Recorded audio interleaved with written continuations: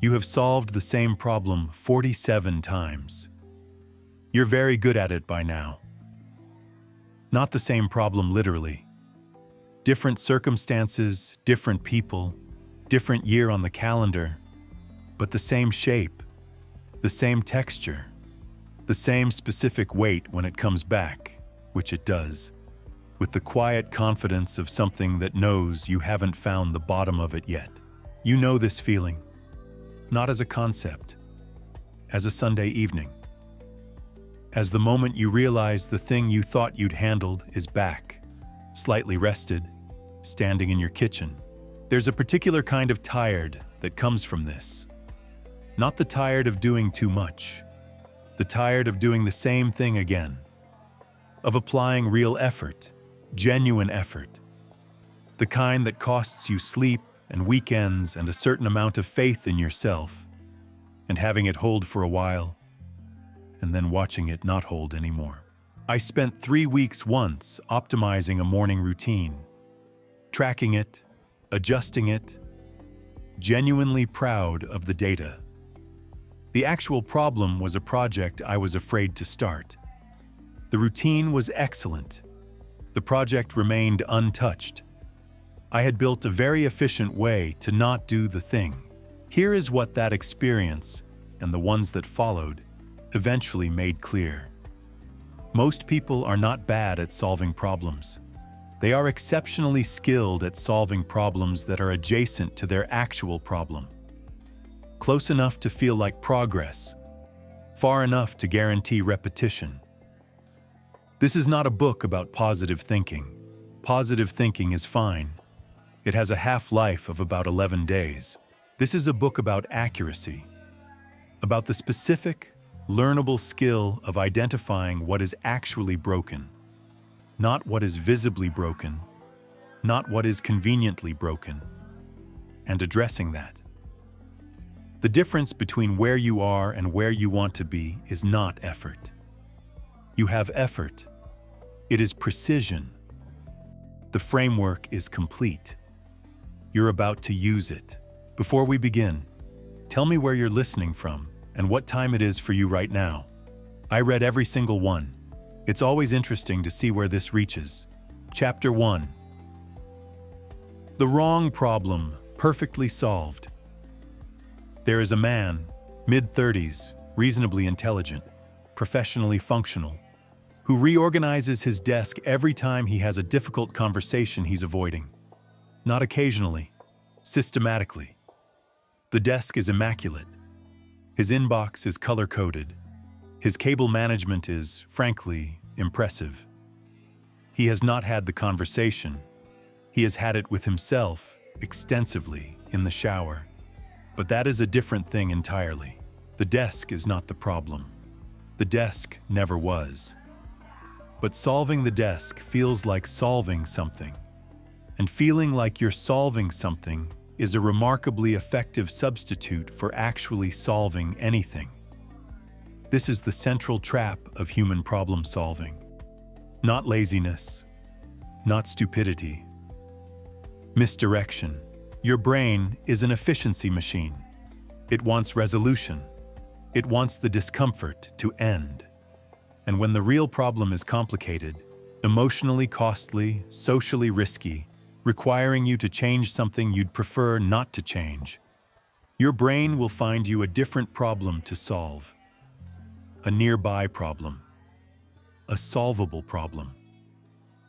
One that provides the sensation of progress without the exposure of actual change. Psychologists call this displacement. You probably call it being productive. The first skill of real problem solving isn't solution generation. It's problem identification.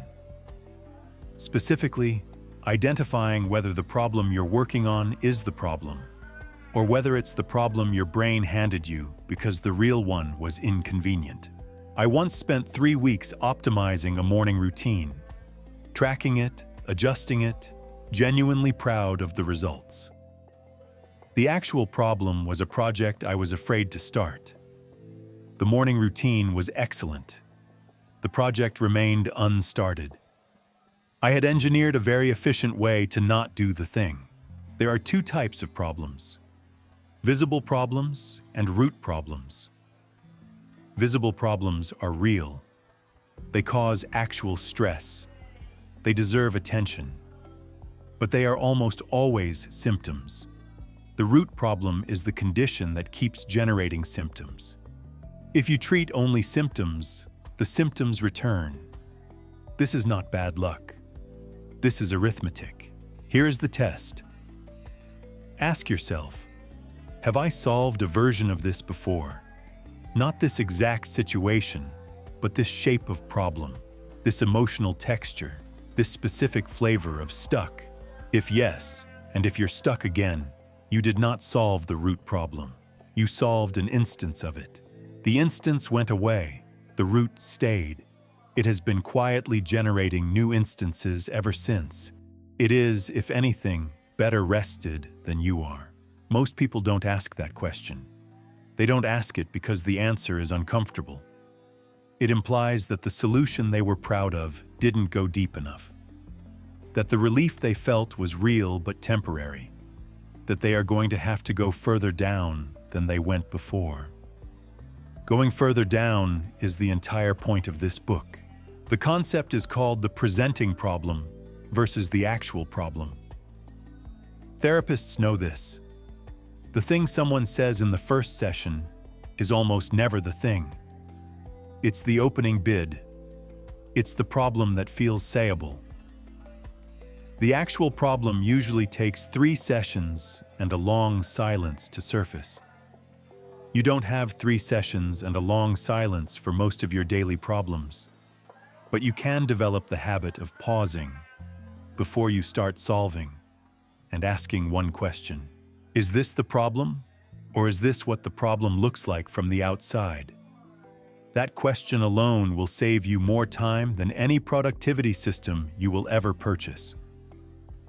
There is a difference between working hard and working accurately. Working hard on the wrong problem is not admirable. It is, in the most precise sense of the word, a waste of time, energy, and the specific kind of hope you spend when you try something and it doesn't hold. The man with the desk eventually had the conversation. It took 11 minutes. He had reorganized the desk 23 times while he was not having it. The solution worked perfectly. The problem is still there. Chapter 2. The 5 floors down. A woman has quit 4 jobs in 6 years. Different industries, different cities even. She tried that. Different managers, different cultures, different commutes. One job had a rooftop terrace. She quit that one too. Every exit interview is thoughtful, professional, and completely consistent. She cites growth limitations, misaligned values, a need for new challenges. The HR people nod. They write it down. Nobody, including her, notices that she has given the same exit interview 4 times in 6 years to 4 different companies who had nothing in common except her. She is not a job hopper. She is someone who has never gone below floor 2. Every problem has floors.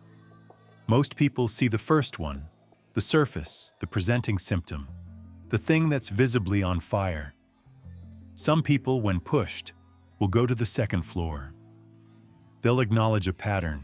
They'll say something like, "I guess I keep ending up in these situations." This is progress. This is also not the bottom. The bottom is usually somewhere between floors 4 and 5. It is almost always a belief, not a strategy, not a circumstance, a belief. Something installed early, reinforced often, and now operating below the level of conscious inspection, like bad software running in the background of everything. The method for finding it is simple, and the experience of it is not. You start at the surface, the visible problem. Then you ask, what's underneath this? Not what caused it, not who's to blame. What's the next layer down? You answer that. Then you ask again. You keep asking until the answer stops being situational and starts being personal. Until it stops describing the world and starts describing you. This is called layered excavation. The more poetic version is that you're pulling the thread until the whole sweater comes apart. And then you're looking at the thread and finally understanding what the sweater was actually made of. The woman who quit 4 jobs, if you pull the thread, eventually arrives somewhere interesting. The growth limitations are real. The misalignment is real. But underneath those is a pattern. She leaves before she can be evaluated, before a promotion happens or doesn't, before someone decides she is or isn't enough for the next level. She leaves while she's still in control of the story, while she can still tell herself it was her choice. She has no idea she's doing this. She genuinely believes she's chasing growth. I watched someone go through this process in real time once. A friend running through the 5th job change in 8 years, explaining again why this company wasn't the right fit. There was a long pause in the conversation. Then, I don't think I've ever actually waited to see what they thought of me. He said it like he was reporting the weather in a city he'd never been to. Neutral, slightly puzzled. Then the conversation moved on and we talked about something else. I don't know if he ever went back to that moment. Some threads you pull and then quietly put down. Floor 1 is always the event. The argument, the setback, the pattern, the thing that's bothering you right now. Floor 2 is the behavior. What you do when floor 1 happens. The responses, the habits, the coping mechanisms you've developed. Some useful, some not, all of them yours. Floor 3 is the environment. What conditions keep allowing this behavior to happen? The structure of your life, your relationships, your daily systems, or the absence of systems that create the soil for this particular weed to keep growing. Floor 4 is the decision. Some past choice or series of choices that shaped the environment. Things you said yes to that you shouldn't have. Things you avoided long enough that they became permanent. The fork in the road you didn't realize was a fork until you were very far down one path. Floor 5 is the belief, the operating assumption underneath everything. The sentence, if you found it and wrote it down, that would make all the floors above it make complete sense. Common floor 5 beliefs, in case you want to check if you're renting space in any of them. I am not someone who succeeds at things long term. People will leave eventually, so I should manage that process. My worth is conditional on my output. Asking for help is a form of weakness. If people saw all of me, they would be less impressed. Wanting things too much makes the losing worse. None of these are true. All of them are operational. They run quietly, and they shape decisions, and they generate floors 1 through 4 with remarkable consistency. The goal of going to floor 5 is not to have a breakdown about it. The goal is precision. Because a floor 1 solution to a floor 5 problem is like painting over mold. It looks better immediately, and the mold is completely unbothered. Most people never go past floor 2, not because they lack intelligence, because floor 3 starts to implicate them. Floor 4 requires accountability. Floor 5 requires a kind of honesty that is uncomfortable in the specific way that only true things can be uncomfortable. The discomfort is not a signal to stop. It's a signal that you're getting close. The woman with the 4 jobs eventually found floor 5. It took longer than the jobs did. She stayed at the next company for 6 years, got evaluated, got promoted, found out she was enough for the next level, which was information she had been structuring her entire professional life to avoid receiving. She never did figure out it was the same building. You're still here. 2 chapters in, that's not nothing. Most people who clicked this video moved on before they got uncomfortable. You didn't. Which means something in here is hitting close enough to stay. If that's the case, subscribe. Not because this channel needs it, because the next time you want this kind of thinking, you'll want to find it without looking for it. That's all. Back to the part that actually matters. Chapter 3. Your brain is not on your side. There is a man driving to a destination he has never been to. His GPS has calculated the route. The GPS has access to live traffic data, satellite positioning, and the complete road network of the continental United States.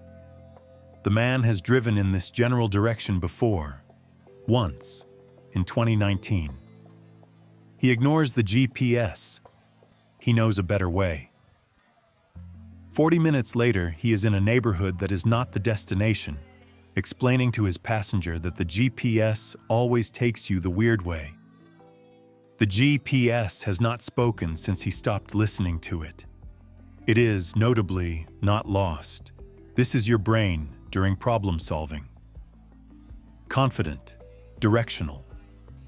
Frequently wrong in ways it will not acknowledge until the evidence is overwhelming, and sometimes not even then.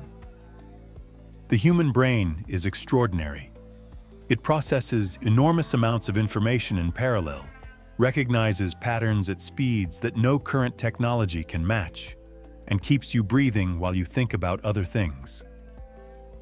It is genuinely remarkable hardware. It is also not optimized for accuracy. It is optimized for survival and energy conservation. And those two goals, accuracy versus survival and conservation, produce very different outputs when you sit down to solve a problem. What follows are the 4 ways your brain actively works against you when you're trying to solve something. Not occasionally, every time. The degree varies. The mechanisms don't. The first is emotional hijacking. Something goes wrong. Unexpectedly or expectedly, but still somehow surprising. Your amygdala, the part of your brain responsible for threat detection, activates before your prefrontal cortex, the part responsible for rational analysis, has finished loading. The emotional response arrives first, by several hundred milliseconds. By the time you're thinking about the problem, you've already been afraid of it, angry at it, or ashamed of it. And those emotions have already begun shaping what solutions feel acceptable and what solutions feel threatening. This is not a character flaw. It is a design feature from an earlier version of the software that has not been fully updated. The threat detection system was built for predators. It works on email. Elite problem solvers have learned to notice the activation, not to eliminate it. That's not possible. And the people who claim otherwise are usually just slower to feel things, which is different. They notice it, name it, and deliberately pause before the emotional response becomes the analytical conclusion. The pause is the whole technology. It sounds too simple to matter. It matters enormously. I am still not consistent at this. Under real pressure, the kind that involves something I care about failing in front of people I respect, my emotional response arrives and starts making decisions before I've had any input. I catch it eventually. Sometimes after I've already said the thing the emotion wanted to say. The prefrontal cortex arrives, surveys the situation, and begins drafting an apology. The second is assumption addiction. Your brain fills in gaps, constantly, automatically. This is efficient and mostly helpful, and occasionally catastrophic when you're trying to understand a problem you haven't fully investigated yet. You assume you know what the problem is. You assume you know why it's happening. You assume you know which solutions won't work because you tried something vaguely similar in a different context 8 years ago. None of these assumptions are examined. They arrive as facts. They feel like facts. They have the full weight and texture of facts. They are hypotheses wearing a fact's clothing, and you are not checking their ID. The most dangerous assumptions are the ones that feel most obvious. The obvious explanation for why your relationship is struggling, or your career is stalled, or your finances are chaotic. The explanation that requires no investigation and implicates nothing you'd prefer not to examine. That explanation deserves the most skepticism. Reality occasionally produces obvious explanations. It also occasionally produces convenient ones. Learning to tell the difference is most of the work. The third is solution attachment. You generate a solution. It's the first one that came to mind, or the most familiar one, or the one that requires the least disruption to your current self-image. And then something interesting happens. You begin to like it. Not because you've evaluated it, because it's yours. You thought of it. You've mentally begun implementing it. You've told someone about it, possibly. You have an emotional investment in this solution before you've tested whether it's actually good. Then evidence arrives suggesting it might not work. And instead of treating that evidence as useful information, you treat it as an obstacle. You begin arguing against the evidence. You find counter-arguments. You adjust the plan slightly and call it refinement. You are no longer solving a problem. You are defending an idea. This happens in boardrooms and in bedrooms, and in every context where humans generate ideas and then immediately begin protecting them from scrutiny. The solution stops being a tool and becomes an identity. Good problem solvers hold solutions lightly, not because they lack conviction, but because they understand that conviction about a method is only useful if the method is working. The fourth is perfectionist paralysis. The problem is real. You know you need to act, but acting requires choosing a solution, and choosing a solution requires certainty, and certainty requires more information, and more information requires more time, and more time passes, and the problem develops while you research it. This is procrastination in its most sophisticated disguise. It wears the clothes of diligence. It speaks the language of prudence. It will tell you, sincerely, that it just wants to make the right decision. And it will keep wanting that until circumstances make the decision for you. At which point it will observe that you didn't have enough time to plan properly. Perfectionist paralysis is fear with a productivity aesthetic. The fear is real. The productivity is not. The antidote to all four of these is not discipline or willpower or a better morning routine. It is awareness. Specific, named awareness of which trap you're currently in. Because you cannot exit a trap you haven't identified. You can only rearrange yourself within it and wonder why you still feel stuck. Your brain is extraordinary. It is also running 4 quiet sabotage programs in the background of every problem you try to solve. The brain is a survival machine that occasionally moonlights as a problem solver. It knows which job pays better. Chapter 4. Asking why until it gets uncomfortable. A financial advisor is sitting across a mahogany desk from a client who earns good money, spends more than that, and cannot explain the gap. They have been through the spreadsheet. The numbers are clear. The client nods at the numbers the way people nod at things they understand intellectually and have no intention of changing. The advisor recommends a budget. The client agrees to the budget. The client will not follow the budget. Both of them know this. Neither of them says it. They shake hands. The advisor has done his job. The problem remains, completely untouched, behind the spreadsheet. The problem was never the budget. Root cause analysis is the process of asking why something is happening until you reach an answer you can actually do something about. Not the answer that's easiest to give, not the answer that requires the least self-examination. The answer that, when you find it, produces that specific, uncomfortable recognition.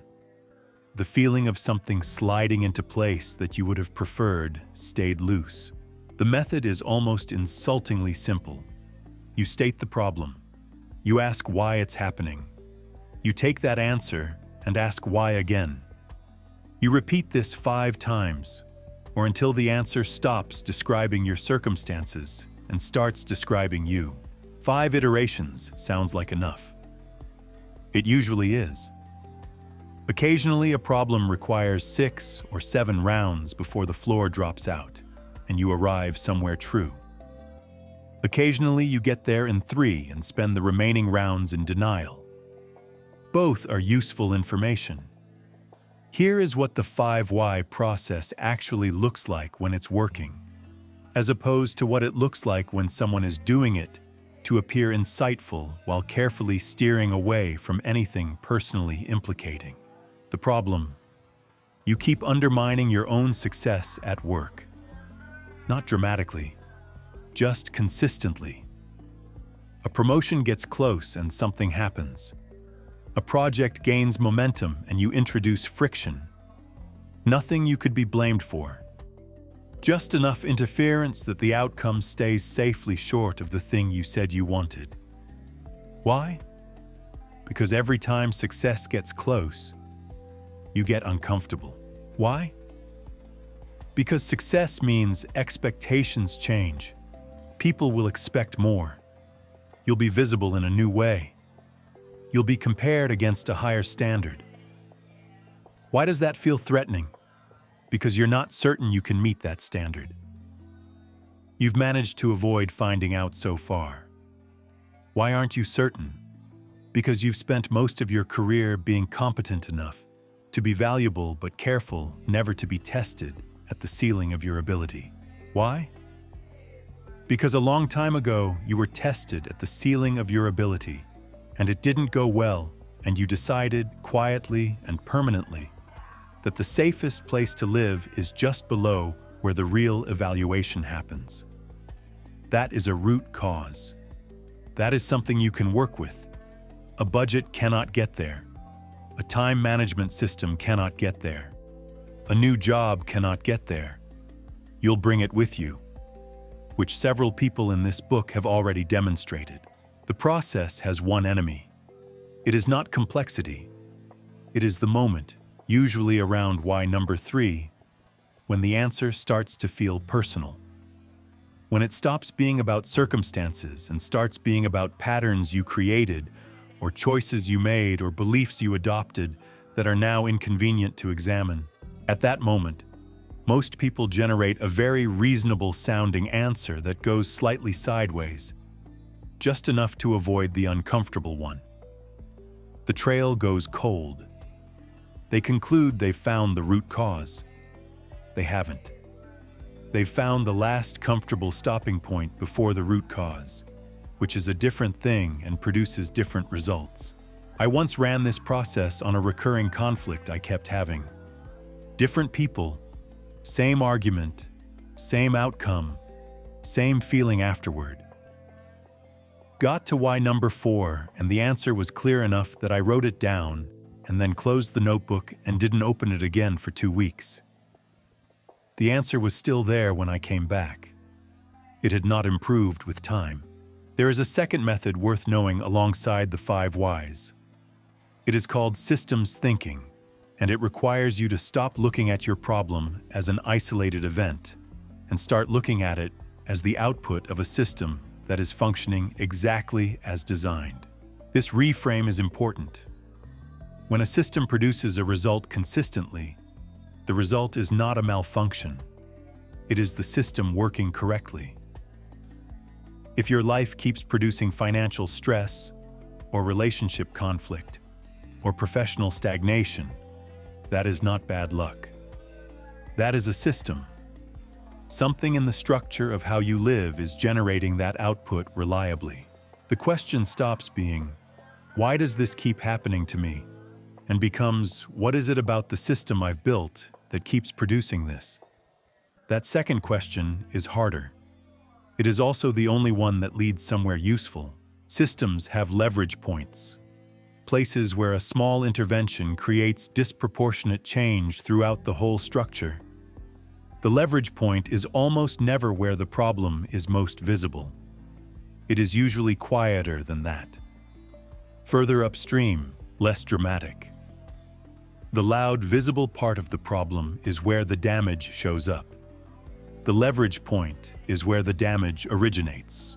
A person with chronic energy problems might spend years optimizing sleep schedules and supplement stacks and morning routines. These things help marginally.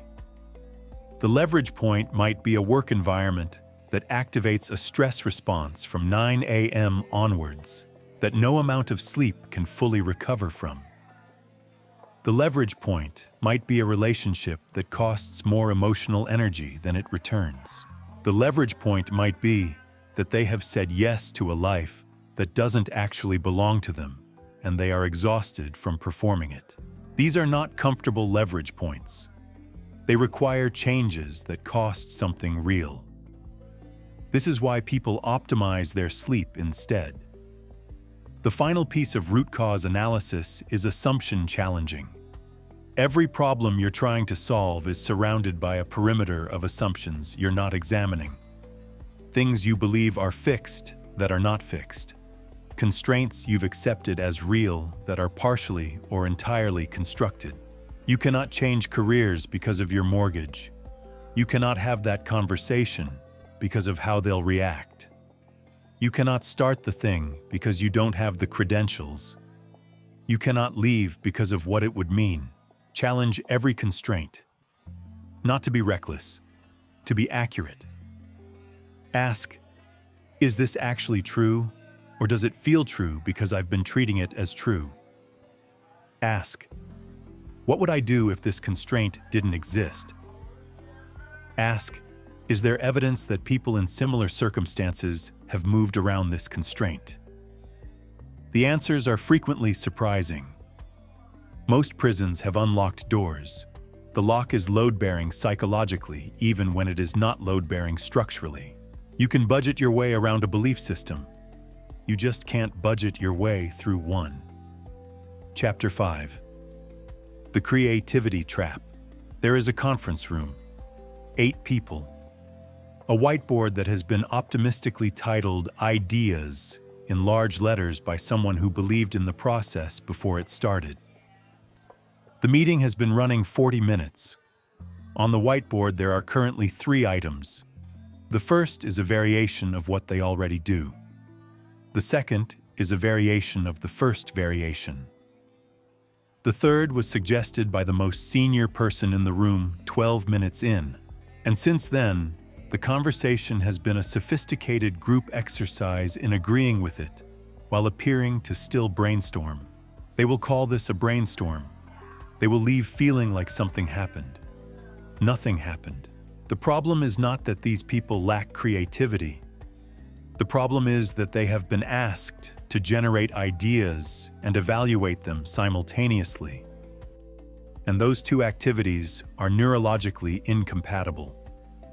You cannot explore freely while defending against judgment. The brain does not multitask this well. What it does instead is pre-filter. Before an idea reaches the surface, it passes through an internal review board that asks, is this safe to say? Is this realistic? Will this make me look stupid? Has someone more senior already staked out a different position? Most ideas don't survive the review board. They never make it to the whiteboard. They die in the mind of the person who had them, who nods thoughtfully at someone else's variation of the existing thing instead. This is not cowardice. It is efficiency. The brain has learned that bad ideas in public have social costs, so it protects you, preemptively, constantly, at significant cost to your actual creative output. The solution is not to try harder to be creative. Effort applied to a structural problem produces effortful bad results rather than effortless bad results. The structure itself needs to change. Specifically, generation and evaluation must be separated. Completely. Temporally. You generate first, without judgment, without filtering, without asking whether an idea is good, and then separately later, you evaluate. The generation phase needs to feel genuinely safe. Safe enough that the stupid ideas come out. Because the stupid ideas are frequently adjacent to the good ones, and you cannot get to the good ones without passing through the stupid ones first. Most people skip the stupid ideas. They want to go directly to the good ideas. This is like wanting to get to the destination without driving the route. The stupid ideas are the route. I sat in a meeting once where the facilitator put a rule on the board at the start. No evaluation during generation, and anyone who evaluated during generation had to buy coffee for the room. It was a small thing. It changed the entire texture of the conversation. Ideas came out that would never normally survive the internal review board. Most of them were bad. 2 of them were genuinely interesting. 1 of them became the thing they actually did. It cost the facilitator 1 cup of coffee because he caught himself saying, "But logistically," before he could stop. He paid for it cheerfully. The idea that came right after his "but logistically" was the interesting one. The structure produced the result. The creativity was always there. There are specific techniques for generating ideas that most people never use because they require a kind of deliberate strangeness that feels unproductive until it isn't. And the first is constraint brainstorming. Instead of asking, "What are all the possible solutions?" you ask, "What are all the possible solutions if you had no money or no time, or had to solve this without anyone knowing you were solving it, or had to solve it in a way that also helped a stranger?" Constraints feel limiting. They are not limiting. They are redirecting. They force the brain off its default pathways, the well-worn roads of familiar solutions, and onto routes it wouldn't normally take. The solutions you find under constraints are frequently more creative and occasionally more practical than the solutions you find without them. The second is perspective multiplication. You ask how a specific type of person, not a vague archetype, a specific one, would approach this problem. Not how would a creative person approach this? How would a 7-year-old approach this? How would someone who had never heard of this industry approach this? How would someone who had already failed at this 3 times approach this? Specificity matters because specific perspectives carry specific assumptions, and it's the assumptions that generate different solutions. A general perspective produces general ideas. A specific perspective produces specific surprises. The third is what might be called solution scaling. You generate solutions at different magnitudes. What is the smallest possible thing you could do that would move this even slightly? What is the largest, most disruptive, most complete solution imaginable? What is the radical version that eliminates the entire category of problem rather than solving an instance of it? Most people generate solutions in the middle range: moderate, reasonable, implementable. The middle range is comfortable. It is also where all the solutions look the same. The extreme ends of the scale are where unusual things live. The fourth is assumption reversal. You list every assumption that surrounds this type of problem. Then you reverse each one and ask what solutions become available if the opposite were true. If the assumption is that solving this requires significant time, reverse it and ask what solution takes under an hour. If the assumption is that this requires expertise you don't have, reverse it and ask what solution requires only what you have right now. Some reversals are absurd. Some open doors you didn't know were there. There is a deeper issue underneath all of this. Most people have a secret relationship with their first idea. They generate it, They feel it arrive, and somewhere in that moment, they decide it's probably the answer. Everything after that is performance of due diligence. They generate a few more options because that's what you're supposed to do. They evaluate them with the kind of fairness that produces predetermined conclusions. And they implement the first idea, which they were always going to implement. The first idea is rarely the best idea. It is the most available idea. It is the solution your brain retrieved most quickly because it's most familiar, most consistent with your existing patterns, most aligned with how you've solved adjacent problems before. That familiarity is not a quality indicator. It is a retrieval speed indicator. The best ideas usually arrive later, after the obvious ones have been exhausted, after the brain has run out of familiar material and has to start generating something actually new. This is why the brainstorm needs to run past the point of comfort, past the point where people start glancing at their phones, past the point where it feels like you've already covered everything. The interesting ideas are frequently on the other side of that feeling. The conference room with the whiteboard and the 8 people. They left after 40 minutes because the senior person's idea was on the whiteboard and the social permission to keep generating had expired. There were ideas in that room that never reached the whiteboard. Better ideas, some of them. They stayed inside the people who had them, untested and unused. They called it a brainstorm. It rained very lightly. Indoors. Chapter 6. Picking the thing that might actually work. A person is standing in front of a mirror on a Sunday evening. They have decided to change their diet. Not because of new information. The information has been available for some time and has been largely ignored. Not because of a health scare exactly, though there was a number at a recent checkup that required a conversation. Because of a feeling.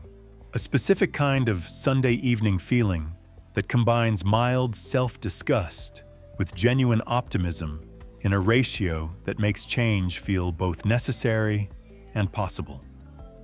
By Thursday, the feeling will be gone. The diet will be mostly gone with it. The mirror will still be there. The problem is not motivation. Motivation showed up. The problem is selection. They chose a solution based on who they wanted to be by next Thursday, rather than on any systematic assessment of what would actually work given who they are right now, today, in the specific life they actually live. This is how most people choose solutions.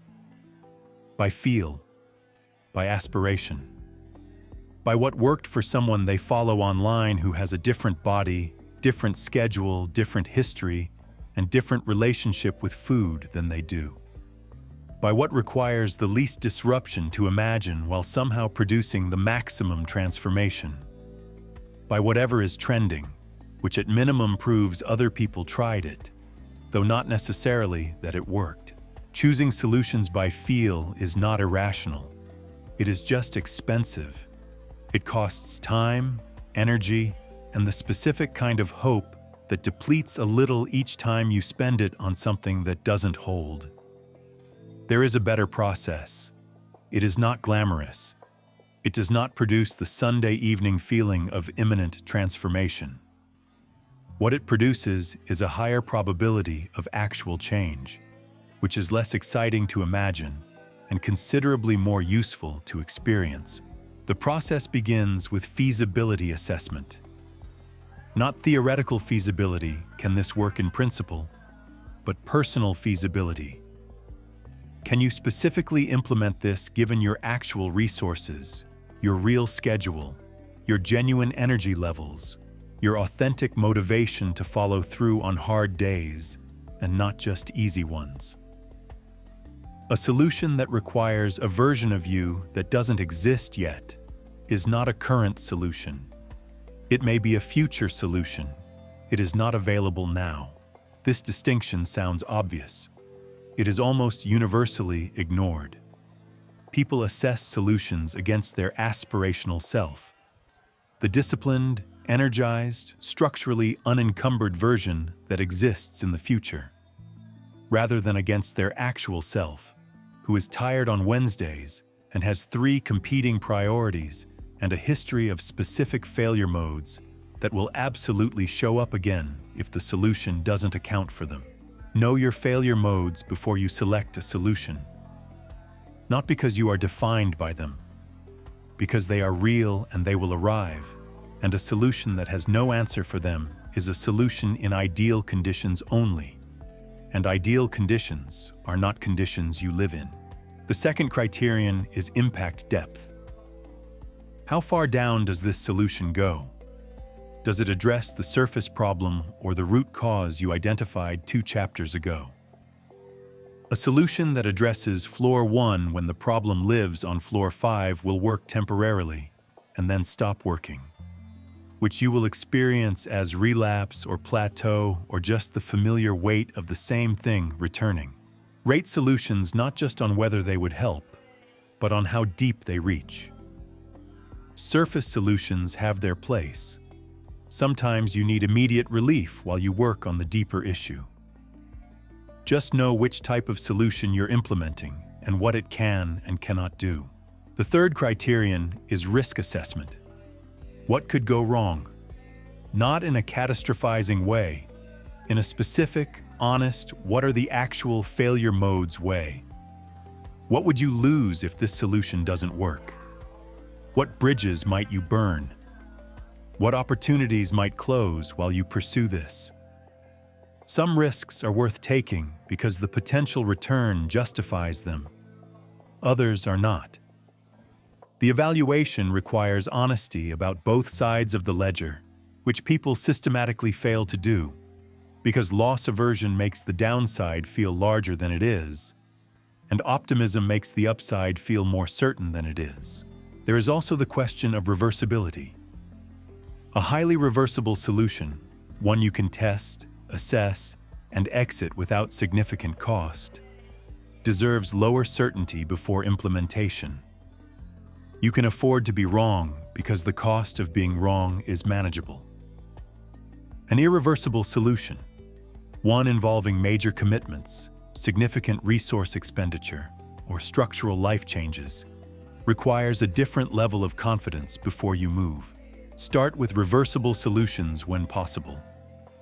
Not because ambition is wrong, but because real-world feedback is more reliable than pre-implementation analysis. The solution that looks best on paper occasionally meets your actual life and reveals incompatibilities that no amount of planning could have detected. The ability to adjust course without catastrophic cost is worth designing for. I chose an irreversible solution once when a reversible one was available. Not dramatically irreversible, not a marriage or a surgery, but a professional commitment that cost real time and real money before I had sufficient evidence it was the right direction. The evidence eventually arrived, suggesting it wasn't. The exit was expensive in both dimensions. A smaller test would have produced the same information for a fraction of the cost. I had mistaken confidence in my analysis for confidence in the outcome, which are very different things and feel identical from the inside. The fourth criterion is alignment. Does this solution require you to act in ways that are fundamentally inconsistent with who you actually are? Not inconsistent with who you wish you were. Inconsistent with who you demonstrably are based on your history and your values and your natural tendencies. Solutions that require sustained personality transplants do not have good track records. You can expand your capabilities. You can develop new habits. You can change in real and significant ways. You cannot, sustainably, become a different person at the operating system level. A solution that only works if you become someone who doesn't procrastinate or doesn't need social approval or genuinely enjoys the thing you've always found tedious. That solution is betting on a transformation that may not arrive on the timeline the solution requires. Work with your nature where possible. Design around your failure modes rather than relying on willpower to override them. The solutions that last are usually the ones that fit how you actually function, not the ones that require constant self-overcoming just to maintain baseline. The fifth criterion, and this one is underrated, is what you'll learn regardless of outcome. Some solutions are worth attempting not because success is guaranteed, but because the attempt itself develops something valuable. A capability, a relationship, a piece of self-knowledge that recalibrates future decisions. These solutions have a floor. They cannot fully fail because even failure produces something useful. This criterion doesn't justify recklessness. It justifies action under uncertainty when the learning value is real and the downside is survivable. Which, in most non-catastrophic decisions, it is. After running your options through these criteria, you will rarely find a solution that scores perfectly across all of them. This is normal. The goal is not a perfect solution. The goal is the best available solution given your real circumstances, your actual resources, and the honest assessment of what you will and won't follow through on when the initial motivation has predictably faded. Make the decision. Commit to testing it. Set specific criteria for what success looks like and what failure looks like before you start, so that you're evaluating against a standard you set with a clear head, rather than one you're constructing post hoc to justify whatever happened. Analysis beyond that point is not diligence. It is the perfectionist paralysis from Chapter 3 wearing a different coat. The best solution and the most comfortable solution are rarely the same solution. Most people pick comfort and call it wisdom. Chapter 7. The Implementation Graveyard. There is a folder on a man's desktop. It is called Plans. It contains 17 documents: business plans, fitness plans, financial plans, a relationship improvement plan that he made after a difficult conversation 2 years ago and has not opened since. The documents are well structured. Several of them have tables of contents. One has a color-coded timeline that extends 18 months into a future that has already passed. He created these documents with genuine intention. He felt, while creating them, the specific satisfaction of someone who is handling things. He was not handling things. He was producing artifacts that resembled handling things, which is a different activity with a similar emotional signature and dramatically different outcomes. The folder is a graveyard. The plans are headstones. Each one marks the place where a decision was made and then not followed by the thing that decisions require in order to mean anything. Implementation is where the actual work lives. It is also where most people's relationship with their own intentions goes to be quietly disappointed. The gap between deciding and doing is not a motivation problem, though it feels like one. It is a design problem. The decision was made without adequate architecture for execution, without systems, without structure, without honest accounting for the specific human being who will have to implement this plan at 7 in the morning when they are tired, and the initial enthusiasm has become a memory, and the plan is asking them to do something difficult for the 14th consecutive day. Plans made by your Sunday evening self are implemented by your Tuesday morning self. These are not the same person. They have different energy levels, different emotional states, different access to motivation. The Sunday evening self is optimistic and expansive and willing to commit to things. The Tuesday morning self is looking for reasons why today is not the right day. A good implementation system accounts for the Tuesday morning self. A bad one assumes the Sunday evening self will show up to do the work. The first principle of successful implementation is starting before you're ready. Not recklessly. Not before you have a direction, but before you have certainty. Certainty is not available before implementation. It is only available after. The information that tells you whether an approach will work is generated by attempting the approach. No amount of prior analysis produces it. This is genuinely frustrating if you are someone who prefers to be right before being tested, which is most people. The minimum viable action principle. What is the smallest possible step you can take today that is in the direction of the solution? Not the complete first step. Not the impressive first step, the smallest one. Small enough that the activation energy required is negligible. Small enough that the Tuesday morning self cannot reasonably argue against it. Momentum is generated by motion, not by planning for motion. The first action, however small, creates a different psychological relationship with the problem. You are no longer someone who intends to solve this. You are someone who has begun. That shift is not trivial. Identity follows behavior. Once you have behaved like someone who acts, it becomes slightly easier to behave that way again. I had a plan once. Written, detailed, color-coded, the works, for a project I was genuinely excited about. I spent 3 weeks refining the plan, adding detail, improving the structure, making the timeline more realistic. At some point during week 2, the plan had become the project. I was working on the plan instead of the thing the plan was for. When I finally noticed this, I felt briefly foolish, and then started the actual work, which took considerably less time than the plan suggested it would, and encountered completely different obstacles than the plan had anticipated. The plan was excellent preparation for a project that didn't exist. The second principle is environment design. Your willpower is a depletable resource that operates on a budget you cannot see. You don't know how much you have at any given moment. You don't know when it will run out.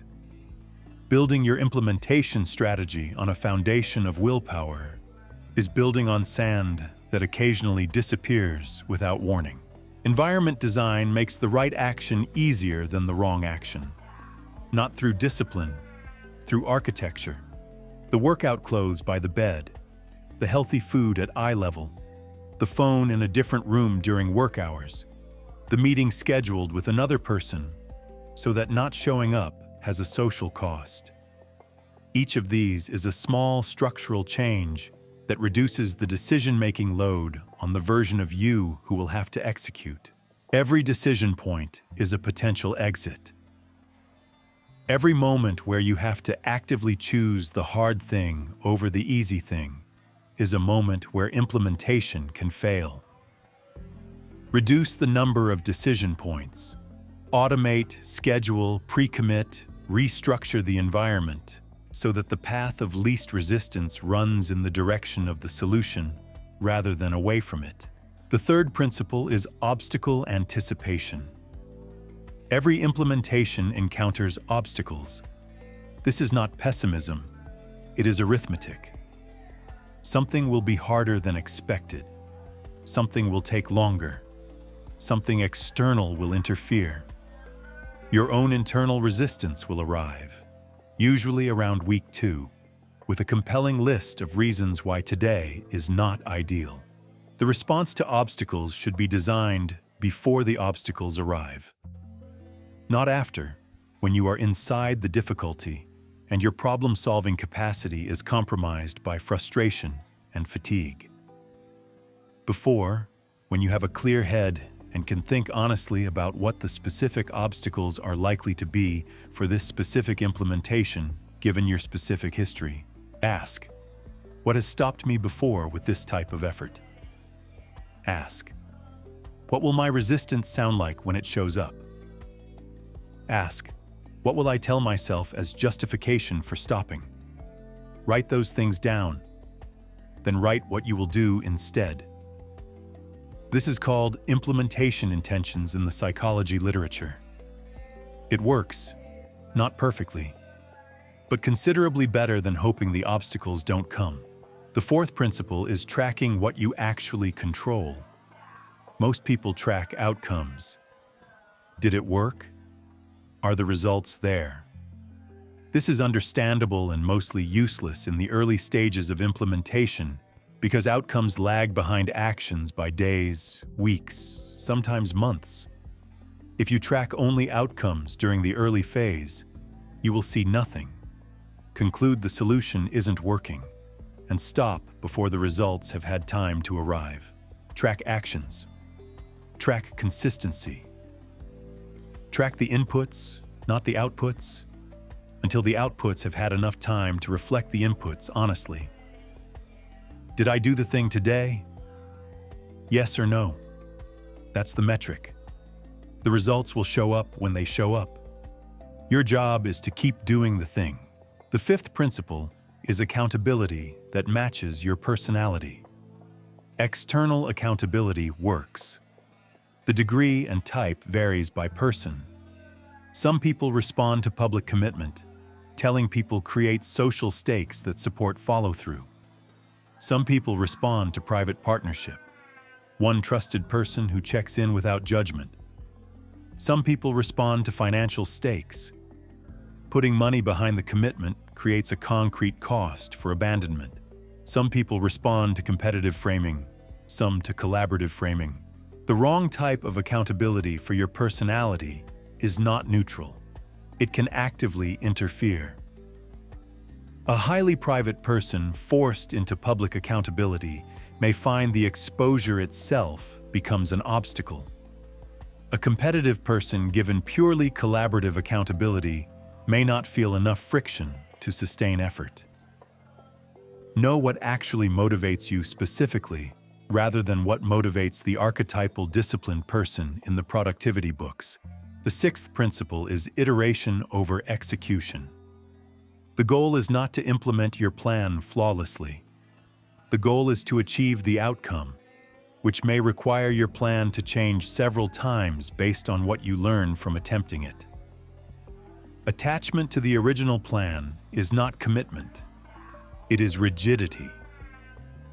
And rigidity in implementation produces the same result as rigidity in solution selection. You keep forcing something that isn't working because changing it feels like failure. Build review cycles in. Weekly to assess what's working. Monthly to make strategic adjustments. Not to judge yourself, to generate information. The information tells you how to improve the approach. The improved approach produces better results. The better results build the evidence that you can do this. The evidence builds the confidence that sustains the effort. The plan in the folder never got reviewed. It just sat there, complete, correct for circumstances that no longer existed, waiting for a version of the future that had already passed. The plan was excellent. A shame nobody ever met it. Chapter 8. Your environment is arguing with you. A woman decides, on a Sunday, it is always Sunday. Sunday is when these decisions happen. That she is going to eat differently. Not a diet, exactly. A lifestyle change. She has read the articles. She understands the principles. She is genuinely committed in the way that people are genuinely committed before the commitment is tested by anything real. She comes home Monday evening, tired in the specific way that work makes you tired, opens the refrigerator, and the refrigerator does not share her commitment. The refrigerator contains the architecture of her previous decisions, the leftover takeout, the cheese at eye level, the vegetables she bought with good intentions 2 weeks ago and has been moving to the back to avoid acknowledging. The refrigerator is not sabotaging her. It is simply the physical record of who she was before Sunday. And who she was before Sunday is arguing, silently and effectively, with who she decided to become. She has tremendous discipline. Her environment has more. This is the core misunderstanding about behavior change. People treat it as a contest between their willpower and their habits. It is not. It is a contest between their willpower and their environment. And willpower, as established, is a depletable resource operating on an invisible budget. The environment is structural. It does not get tired. It does not have bad days. It does not experience motivational dips around week 2. It just sits there, constant and patient, making certain choices easier than others at every decision point of every day. The person who understands this stops trying to out-discipline their environment and starts redesigning it. Environment design is not a hack or a shortcut. It is the recognition that behavior is not generated purely from inside, from intentions and values and character, but from the interaction between the person and the context they inhabit. Change the context, and you change the behavior without changing the person.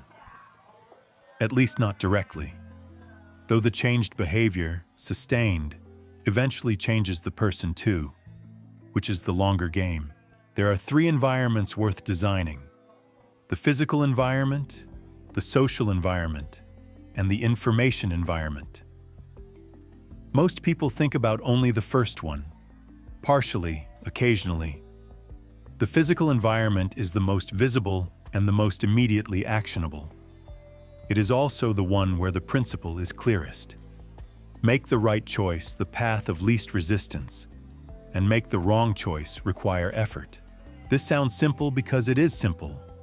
It is not easy because it requires you to honestly assess which choices you are actually making versus which choices you believe you are making. And those 2 things are frequently not the same. You believe you choose to exercise because you have good values about health. You actually exercise when your shoes are already by the door and the time is already blocked, and the cost of not going is higher than the cost of going. Remove those structural supports and observe what happens to the behavior. It usually does not survive. The design question for the physical environment is, what are the decision points where I consistently choose the wrong thing? And how do I restructure the physical space so that the wrong thing requires more friction than the right thing? Friction is the operative concept. Not willpower, not motivation. Friction. Add friction to the behaviors you want to reduce. Remove friction from the behaviors you want to increase. The behavior follows the friction differential with remarkable consistency. The social environment is more powerful and less discussed. The people around you are not neutral. They are not simply present while you make your own choices independently. They are constantly, actively shaping what choices feel normal, available, acceptable, and worth making. The behaviors that are common in your social group become the behaviors that feel natural to you. The ambitions that are absent from your social circle become the ambitions that feel unrealistic. The limits your friends have collectively accepted become the limits that feel like facts. This is not conspiracy. It is how social mammals work. You calibrate your sense of what's possible and what's normal against the people you spend time with. This calibration happens automatically and continuously, and mostly below conscious awareness. The implication is significant. If your environment is full of people who have solved the type of problem you're trying to solve, your sense of what's possible expands. If your environment is full of people who have accepted that this type of problem cannot be solved, your sense of what's possible contracts. Same problem. Different social environment. Different outcome probability. I once changed an outcome, not dramatically, but measurably, simply by spending more time around people who had already done the thing I was trying to do. Not because they gave me advice, they didn't particularly, because their existence as evidence recalibrated what felt achievable. Before, the goal had felt ambitious. Around them, it felt like the next logical step. The environment had changed. The goal hadn't. The distance felt different. The information environment is the most underestimated of the three. What you consume shapes how you think, what you believe is possible, what problems feel urgent, and what solutions feel credible. Not in a crude, direct way. Not every article you read becomes a belief, but in an aggregate, atmospheric way. The cumulative texture of what you repeatedly expose yourself to becomes the water you think in. If your information environment is saturated with evidence that your situation is hopeless, you will find it very difficult to generate genuine optimism about solutions. If your information environment is full of people successfully navigating the type of problem you're facing, your baseline assessment of your own prospects shifts upward. Not because you've received new logical arguments, because you've changed the ambient context in which your thinking happens. Design your information environment with the same intentionality you would apply to your physical space. What are you consuming that is adding friction to the right thinking? What are you not consuming that would reduce it? This is not about optimism propaganda. It is about accuracy. If your information diet is producing systematically distorted beliefs about what's possible, the distortion is costing you real outcomes. There is also the question of timing. Environments are not equally influential at all times. Decision fatigue, the well-documented phenomenon of decision quality degrading as the number of decisions in a day accumulates, means that the same environmental cue has different power at different points in the day. The refrigerator at 7 in the morning is a different opponent than the refrigerator at 9 in the evening after a full day of decisions. The same architecture, different resistance available to counter it. This is why implementation strategies that require significant willpower late in the day fail more often than ones that front-load decisions or automate them entirely. Not because evening you is weaker in character than morning you, because evening you has spent the day making decisions and the budget is lower. Design for the worst version of yourself at the worst time of day. Not the best version at the best time. The best version at the best time can handle almost anything. The worst version at the worst time is who will actually be standing in front of the refrigerator. The woman eventually redesigned the refrigerator. Different placement of things, different contents, different default options. The commitment didn't change. The information environment didn't change. The social environment didn't change initially. Just the refrigerator. Just enough friction added to the wrong choices and removed from the right ones that the behavior shifted without the willpower equation changing at all. 6 months later, she had also changed what she read about food and who she spent time with around meals. The environment had expanded its redesign organically, following the initial change the way a small rearrangement in one room eventually prompts you to look critically at the others. The discipline was always there. It was just being wasted fighting a structure that didn't need to be fought. It needed to be redesigned. She had tremendous discipline. Her environment now agreed. Chapter 9. Resilience is not a personality trait. There is a man at a dinner party who describes himself as resilient. He says it with the quiet confidence of someone reporting a verified fact. He has been through difficult things, he explains. And he is not inventing this. And he came through them. He adapted. He recovered. He is, by his own assessment, someone who handles things. The people around the table nod. Someone says they wish they were more like that. He accepts this graciously. What nobody at the table knows, including him, is that he has not been seriously tested in 4 years. The difficult things he survived were real. What he built from surviving them was a story about himself, not a practiced capacity. The story and the capacity are not the same thing. One of them atrophies without use. He is about to find out which one. Resilience described at dinner parties is decorative.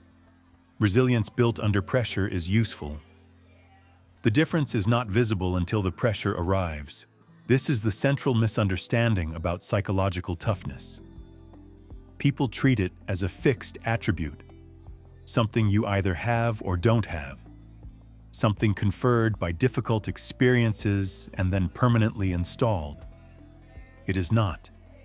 It is a skill. Specifically, it is a collection of skills that degrade without practice and improve with deliberate use. Like any skill, like every skill, the implication is uncomfortable for people who have built their identity around having survived something. Survival is real. The resilience it produced is also real, at the time. Whether it remains available years later, untested and unexercised, is a different question. One that most people prefer not to investigate. The first component of actual resilience, the functional kind, not the dinner party kind, is emotional regulation. Not emotional suppression, not the performance of being unaffected. The genuine ability to experience a strong emotion, remain aware that you are experiencing it, and continue to function with reasonable effectiveness while it is present. This is harder than it sounds, because strong emotions don't announce themselves as emotions. They announce themselves as reality. When you're afraid, the fear doesn't feel like a feeling. It feels like accurate threat assessment. When you're angry, the anger doesn't feel like a mood. It feels like correct moral evaluation of the situation.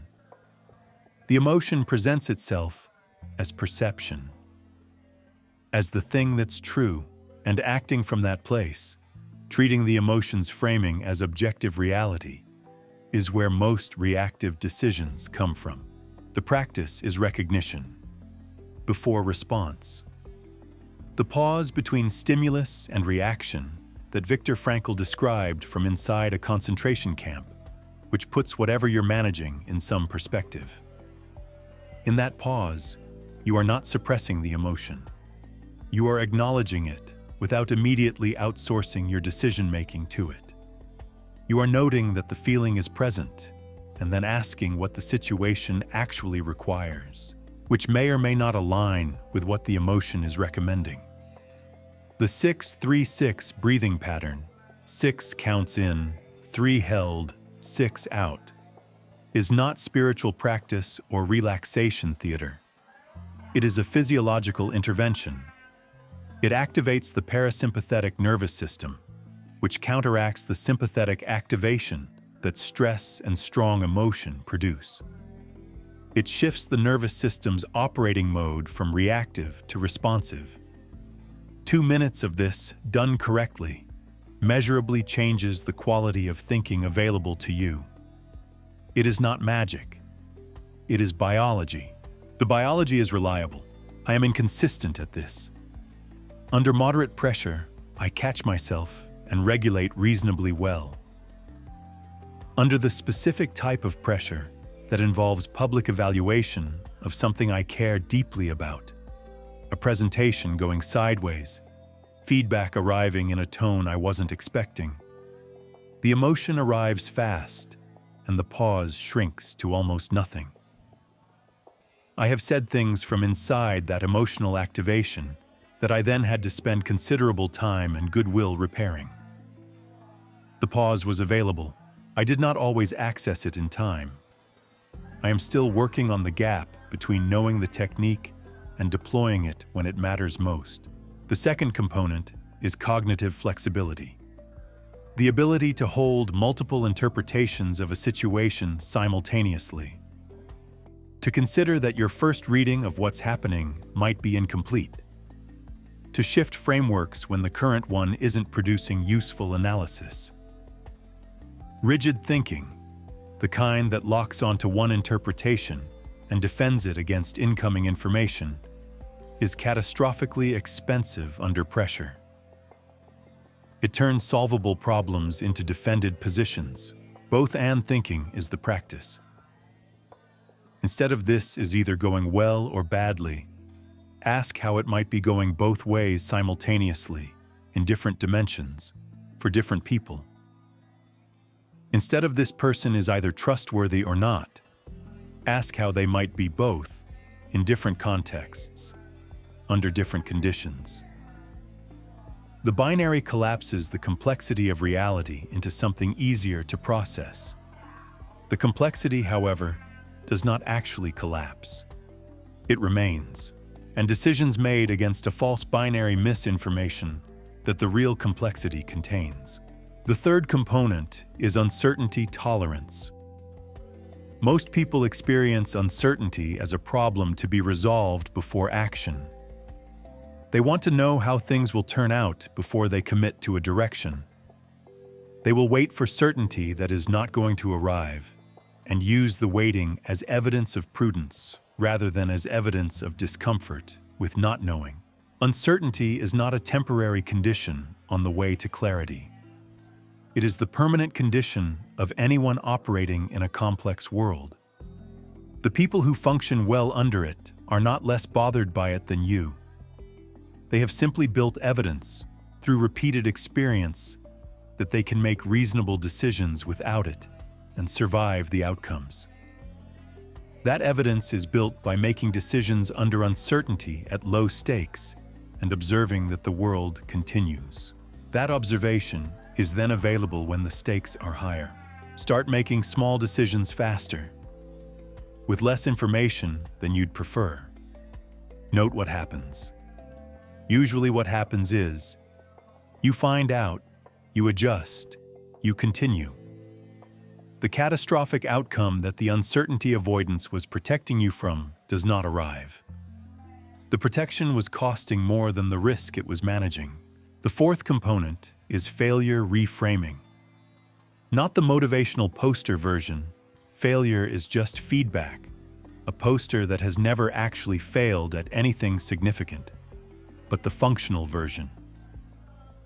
The scientist relationship with failed attempts. A scientist running experiments does not experience a failed experiment as evidence of personal inadequacy. They experience it as data. The data eliminates a possibility and narrows the solution space. They adjust the hypothesis.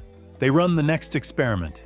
This is not a natural relationship with failure for most people, because failure in social contexts has historically carried real costs to status, to belonging, to the evaluations of people whose opinions matter.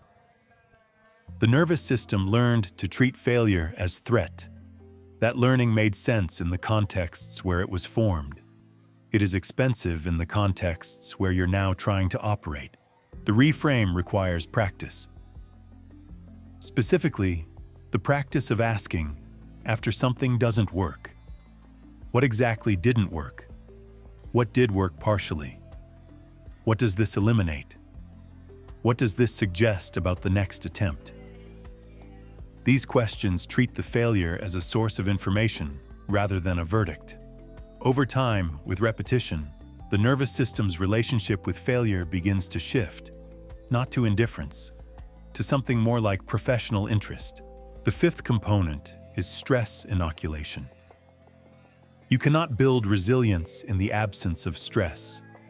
This is structural. The capacity is built by encountering difficulty, managing it, and observing that you managed it. The observation is what updates your self-model, your internal assessment of what you can handle. Without the encounter, the update doesn't happen. Without the update, the self-model remains theoretical. Deliberately seek manageable difficulty during stable periods, not suffering for its own sake. Difficulty that is slightly beyond your current comfort level in areas that matter to your development. Physical difficulty, intellectual difficulty, social difficulty, projects that might fail, conversations that might go badly, skills that will require genuine struggle before they become accessible. Each encounter that you manage, imperfectly, partially, but manage, adds to the evidence that you can handle things. That evidence is the actual substance of resilience. The dinner party story is the summary.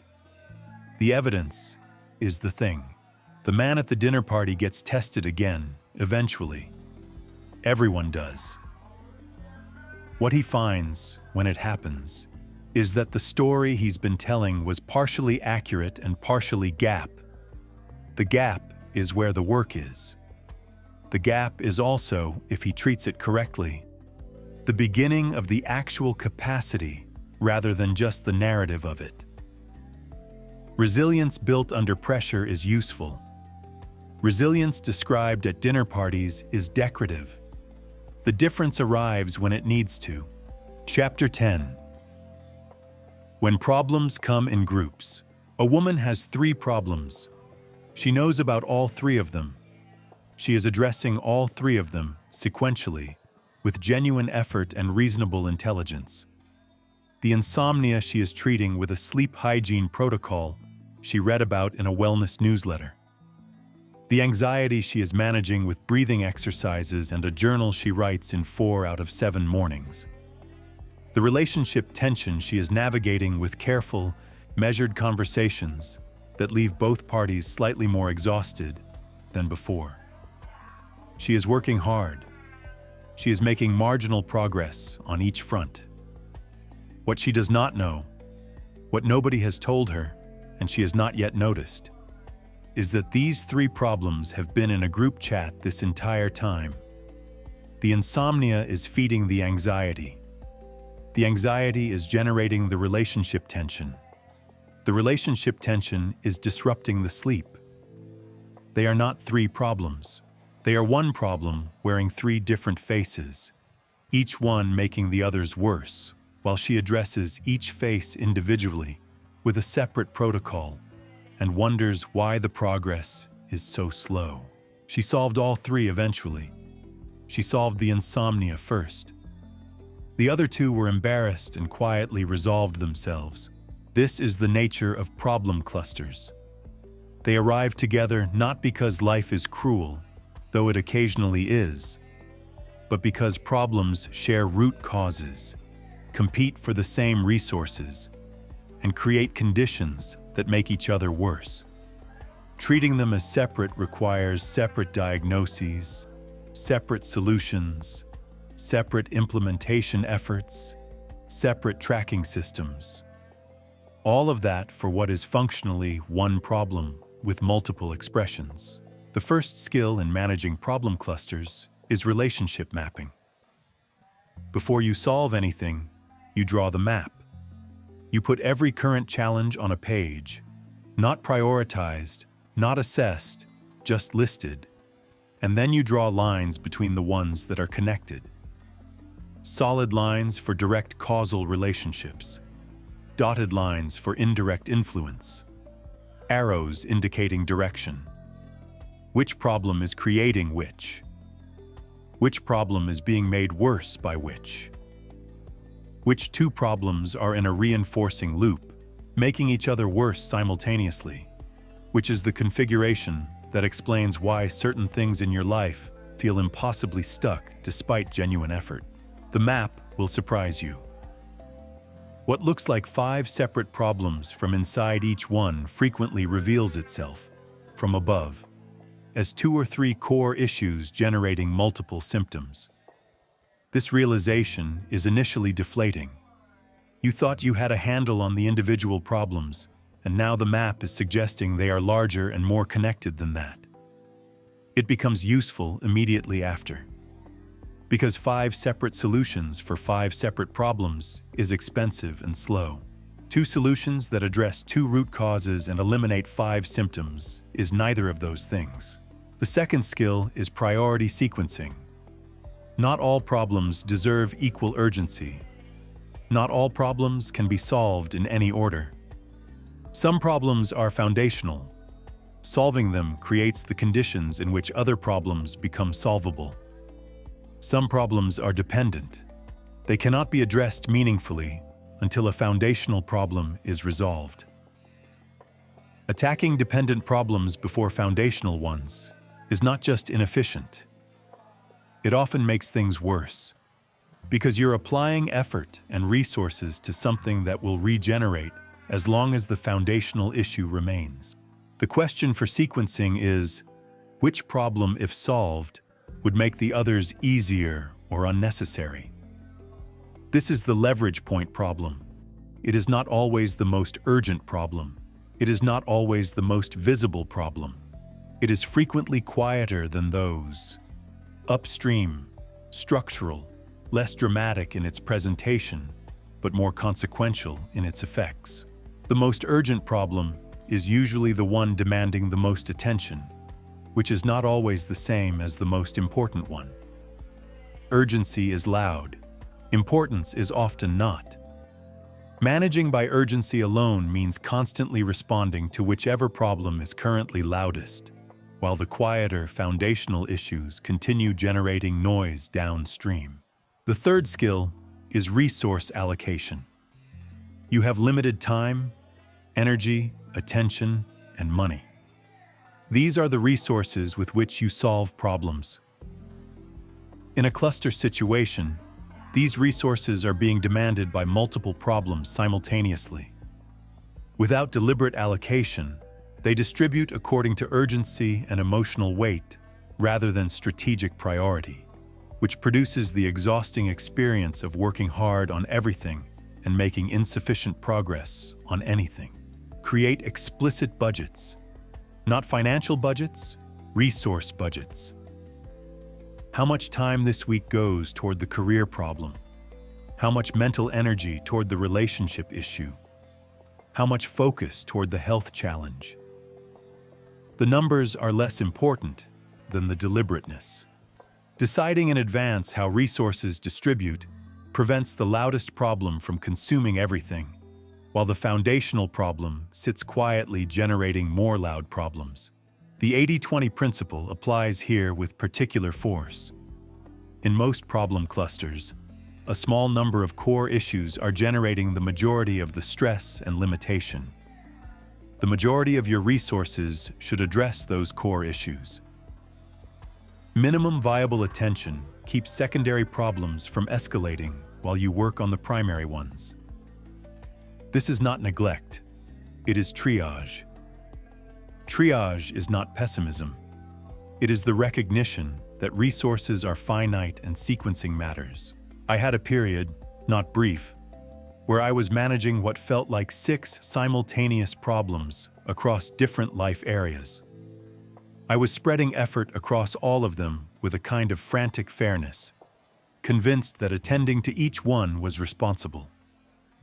The map, when I finally drew it, showed that 4 of the 6 were downstream of one foundational issue I had been avoiding addressing because addressing it required a difficult decision I didn't want to make. The 4 downstream problems were absorbing most of my energy. The foundational problem was generating them faster than I could manage the outputs. I made the decision. 3 of the 4 downstream problems resolved within 2 months. The 4th required its own work, but was suddenly manageable in isolation, which it had not been while it was being fed from above. The decision I'd been avoiding took 40 minutes to execute. The avoiding had taken the better part of a year. The 4th skill is synergy identification. Some solutions address multiple problems simultaneously. These are the most valuable solutions in a cluster scenario, not because they're clever, but because they're efficient. One action, multiple effects. The leverage is compounding. The woman managing insomnia, anxiety, and relationship tension. A solution that addresses her chronic stress response addresses all 3 simultaneously. Because her sleep disruption is stress-driven, her anxiety is stress-driven, and her relationship tension is partly stress-driven. A structural reduction in her baseline stress level is one intervention with 3 downstream effects. Look for solutions that sit at the intersection of multiple problems. These require more thought to identify because they're not obvious from inside any individual problem. They only become visible when you're looking at the map and asking where the problems converge. The fifth skill is interference management. Some solutions create interference with each other. Working intensive extra hours to solve a financial problem interferes with the relationship time needed to address a connection problem. Strict social withdrawal to manage anxiety interferes with the community engagement needed to address isolation. These conflicts are predictable. They are almost never predicted. Map the interference before it happens. For each solution you're considering, ask what it costs the other solutions in your cluster. If two solutions are in direct conflict, if doing one well requires not doing the other well, you have a sequencing problem. One needs to wait while the other is addressed. Trying to run conflicting solutions simultaneously at full effort usually produces full effort and half results on both, which is a worse outcome than sequencing them and getting full results on each. The sixth skill is cascade planning. Some problems, when solved, create conditions in which adjacent problems become easier. Not because the adjacent problems were caused by the first one, though sometimes they were, but because solving the first one frees up resources, builds confidence, creates momentum, or changes the environment in ways that benefit the others. Sleep improvement as a first intervention in the cluster example is strategically elegant. Better sleep improves cognitive function, which improves decision-making, which improves the quality of the difficult relationship conversations, which reduces the relational tension that was feeding the anxiety, which reduces the hyperarousal that was disrupting the sleep. The cascade runs in a beneficial direction once the first domino falls the right way. Identify your first domino. The problem that, when solved, starts a chain of positive effects through the rest of the cluster. It is worth spending extra time on this identification because the difference between the right first domino and the wrong one is the difference between momentum and stagnation. The right one builds on itself. The wrong one produces a localized improvement surrounded by unchanged problems, which is demoralizing in a specific way. You solved something, and nothing else got better, and makes it harder to sustain effort on the remaining ones. The final skill is adaptive management. Problem clusters evolve. As you solve some, the remaining ones change shape. New problems emerge. The map you drew at the beginning becomes outdated. The priorities you set shift as the landscape shifts. Build regular reassessment into the process. Not constant reassessment that produces paralysis and strategy churn, but periodic, disciplined reassessment. Is the map still accurate? Are the priorities still correct? Has solving problem A revealed something about problem B that changes the approach? Is there a new problem that has entered the cluster that needs to be integrated? The cluster is a living system. The strategy for managing it needs to be living too. The woman with the 3 problems in a group chat solved all 3.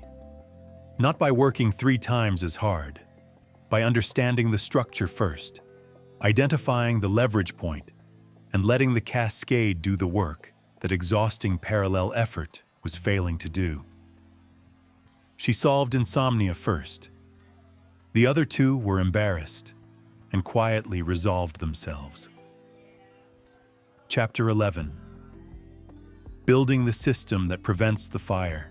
There is a man whose car breaks down with reliable irregularity. Not the same breakdown each time. The car is creative about it, but the pattern is consistent.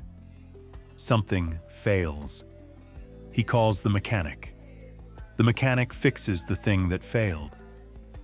The man drives away relieved, grateful, slightly poorer, and entirely unchanged in his relationship with preventive maintenance. He does not schedule the service intervals the mechanic recommends. He does not investigate the warning light that appeared 3 weeks before the breakdown and then, encouragingly, went away. He does not think about the car at all until the car gives him no choice but to think about it. At which point, he thinks about it intensively, expensively, and with the specific frustration of someone who feels victimized by an outcome they had substantial influence over. His car breaks down frequently. He considers himself unlucky with cars. Prevention is the least glamorous area of problem solving. It produces no visible victories. It generates no moments of crisis overcome, no satisfying resolution, no evidence of competence under pressure. What it produces is an absence. Problems that don't fully arrive. Escalations that don't happen. Crises that plateau at inconvenience rather than developing into catastrophe. An absence is difficult to celebrate. You cannot point to the thing that didn't happen and feel proud of having prevented it.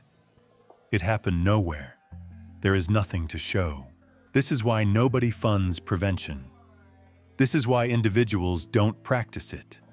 The return is real and the signal is invisible, which is the worst possible combination for a behavior that requires sustained investment.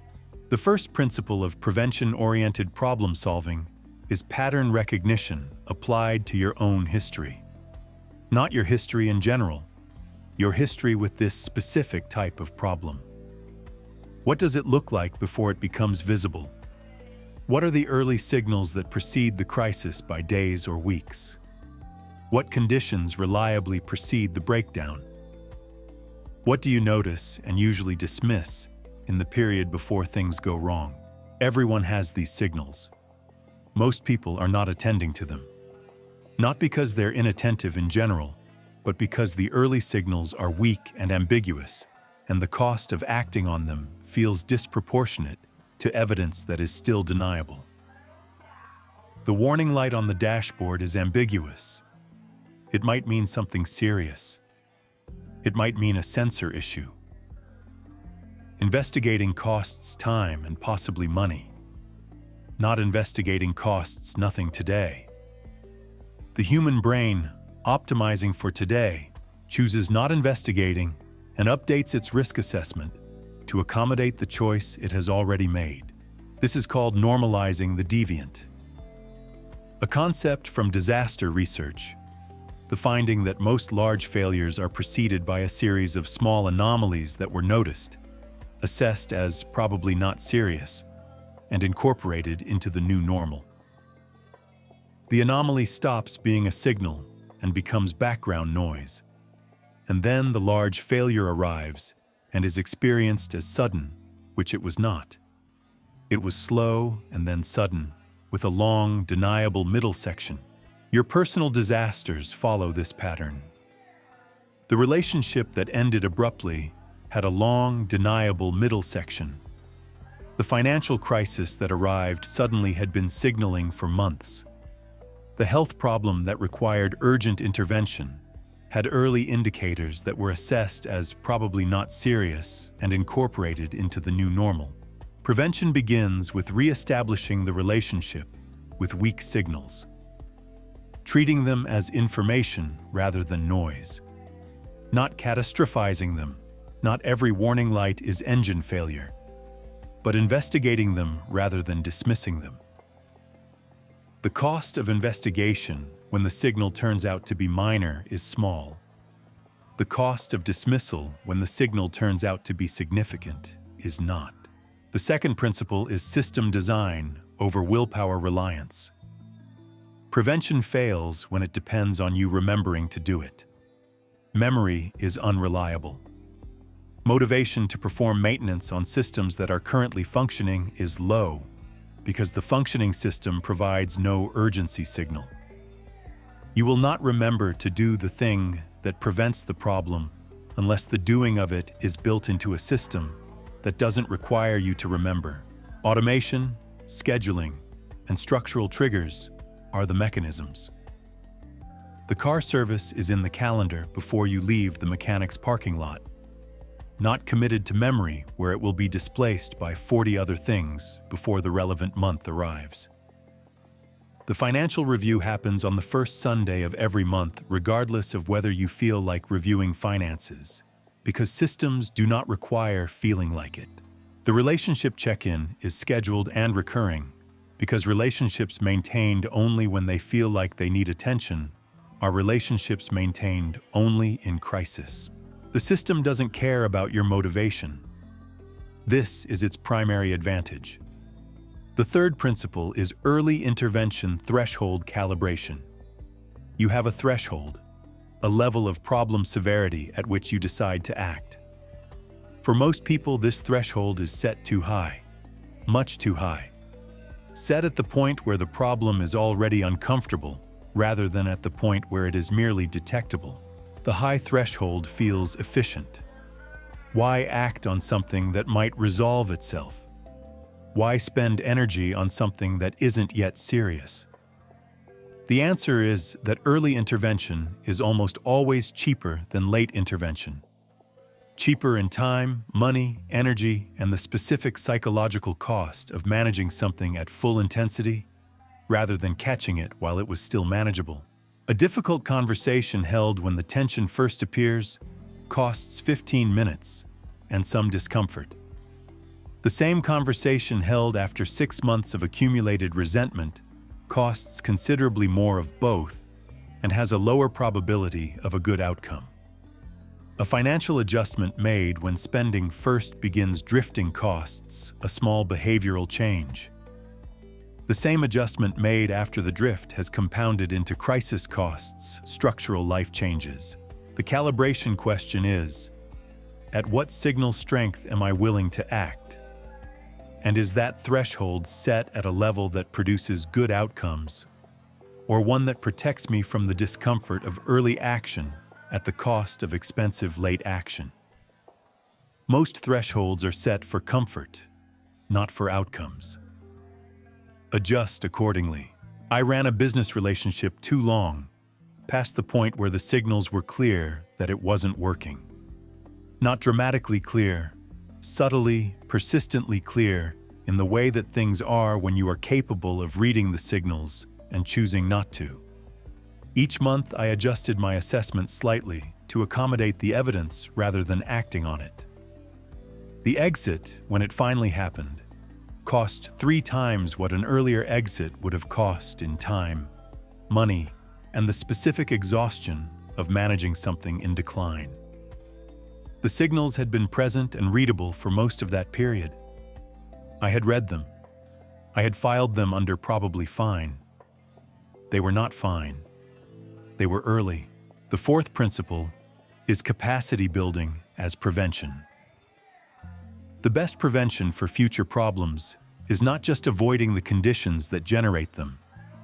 It is developing the underlying capabilities that make you more resilient to problems in general. Financial reserves prevent financial crises. Strong relationships provide support during personal crises. Physical health provides the energy and clarity to manage professional crises.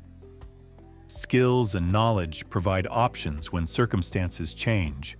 Capacity building is slow, and its returns are distributed across future scenarios that haven't happened yet. This makes it feel less urgent than present problems, which are immediate and concrete. This feeling is accurate and misleading simultaneously. The present problems are urgent. The capacity building is important.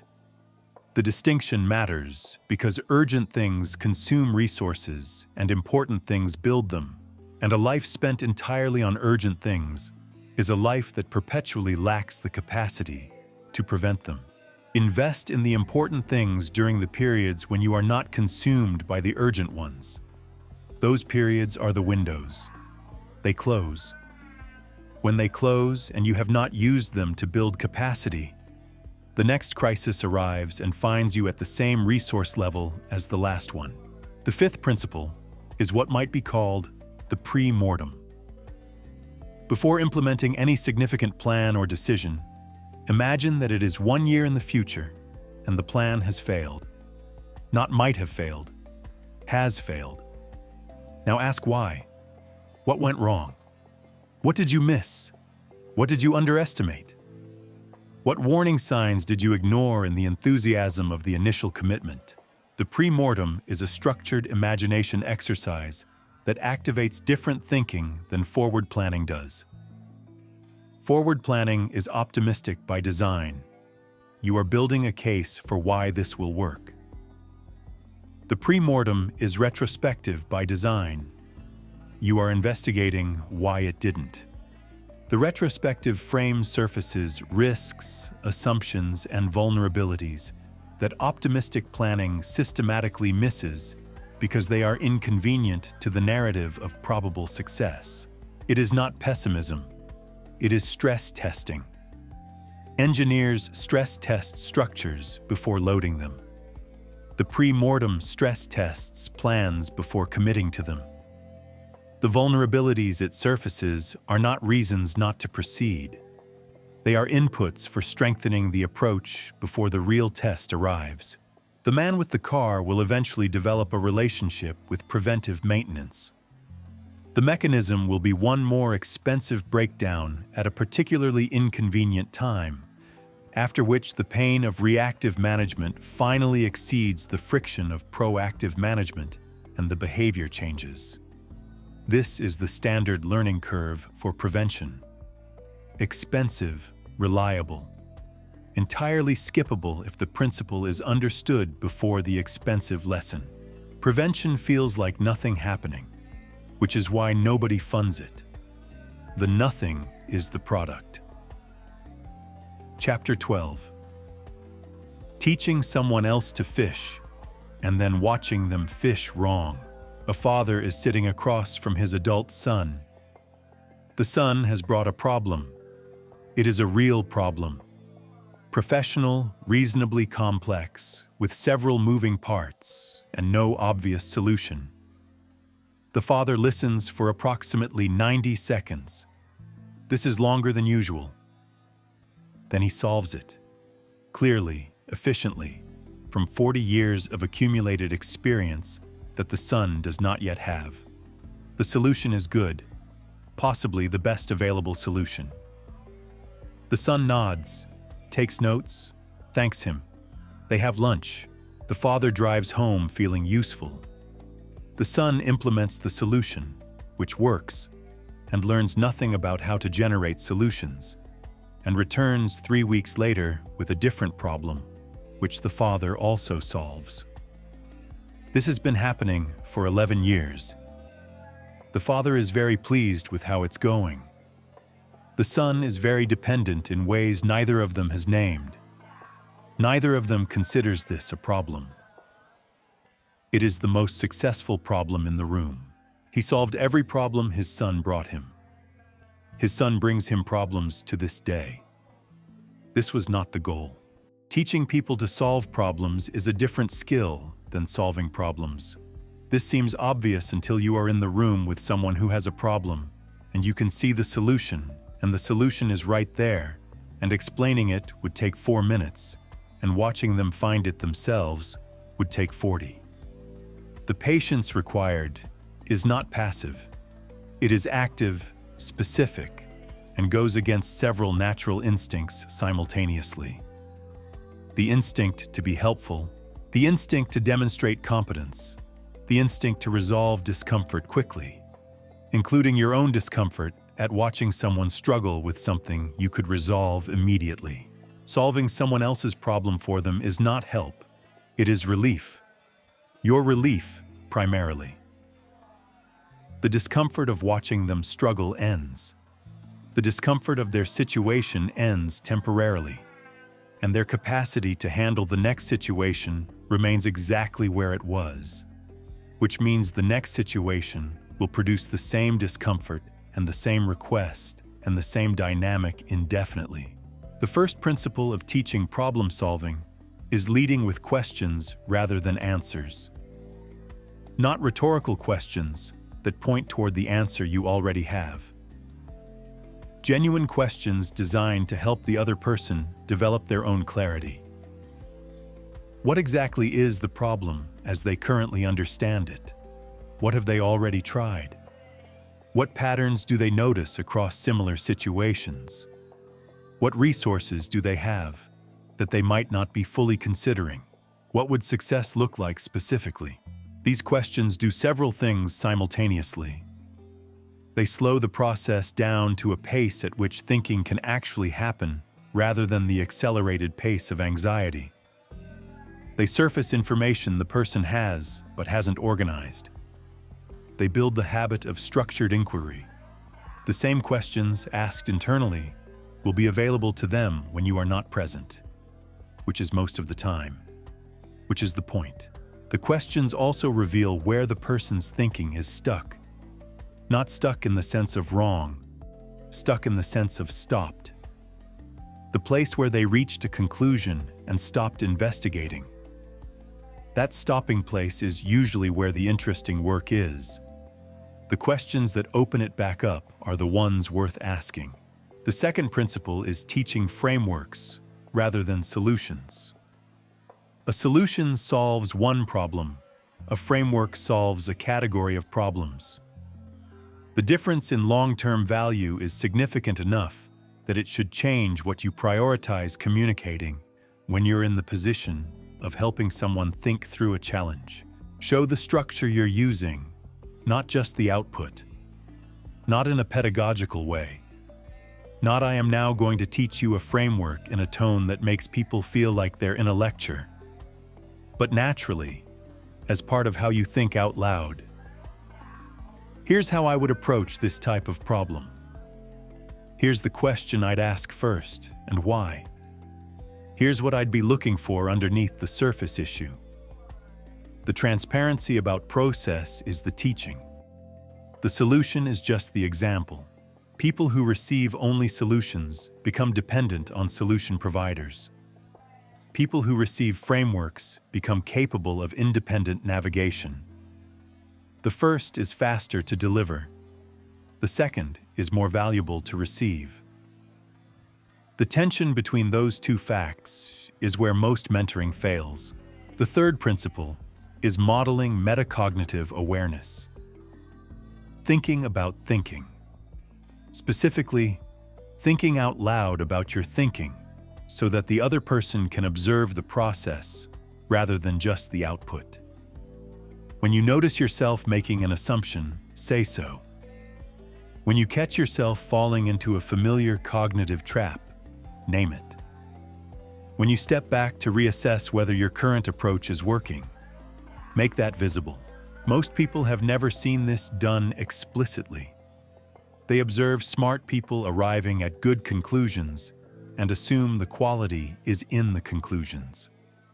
The quality is in the process that generates the conclusions. The process is invisible unless someone makes it visible. Making it visible is the most transferable thing you can offer. I learned more about how to think from one mentor who narrated his reasoning process during a single long conversation than from years of receiving advice from people who gave me good answers without showing me how the answers were reached. The answers aged out. The process is still running. The fourth principle is creating safe conditions for imperfect attempts. People do not develop problem-solving capacity by watching problems get solved. They develop it by attempting to solve problems, getting it partially wrong, understanding what went wrong and why, and attempting again with updated understanding. This requires an environment where partial failure is treated as part of the process rather than as evidence of inadequacy. Most environments do not provide this. Most environments, professional, familial, educational, treat visible struggle as a signal that intervention is required. The intervention arrives and removes the struggle and also removes the learning that was available in the struggle. The person is helped. The person is not developed. Creating the safe environment means staying in the room while someone struggles with something you could resolve. Resisting the instinct to step in. Asking questions instead of providing answers. celebrating attempts rather than only outcomes, treating wrong turns as navigation data rather than performance failures. This is genuinely uncomfortable, not because you don't care about the person, precisely because you do. Watching someone you care about struggle with something unnecessary feels unkind even when it is the most useful thing you can do for their long-term development. The discomfort is the cost of the teaching. It is worth paying. Paying it consistently is the difference between raising capable people and raising people who are comfortable only when you are nearby. The fifth principle is calibrating to the person's actual level rather than their potential level or their presented level. People often present at a different level than where they actually are. Sometimes higher, performing competence to manage impressions. Sometimes lower, performing helplessness because being helped is more comfortable than being challenged. Neither presentation is the actual starting point for effective teaching. Find the real level by watching what they do rather than listening to what they say about what they do. The discrepancy between the two is information. Pitch your teaching, the questions you ask, the frameworks you introduce, the complexity you invite, to the real level. Too far above it produces overwhelm and retreat. Too far below it produces boredom and dismissiveness.